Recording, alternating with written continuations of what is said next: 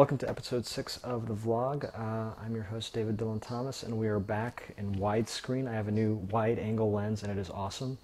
I want to talk today about blockbusters, and specifically, are blockbusters getting better or worse?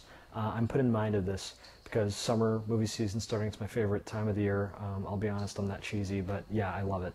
And last summer, about this time, we had a May that was going to be filled with 3 of the best blockbusters ever, both critically and financially. Spider-Man, Shrek, and Pirates of the Caribbean, which up until then had been proven franchises, and I mean that critically. They were actually made good movies. A lot of people didn't like Pirates 2, but I kind of liked it. Anyway, it looked like, they had the same writers, same directors, same cast. Everything was going to be perfect, and then they sucked. They just, one after another, just continued to suck.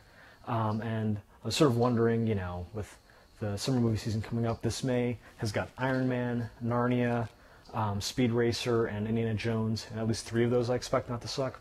And as it turns out, Iron Man I've seen already, and it doesn't suck. But I'm wondering if we're going to be let down again, at least maybe by the others. So I just took a look, a completely unscientific look, very half-assed research to sort of see what the trends was with blockbusters in the past 5 years. So what I did was I took past 5 years, took the top 5 grossing films from those years, and saw how they did on Rotten Tomatoes, and then just averaged that out. And as it turns out, there is a little bit of a trend.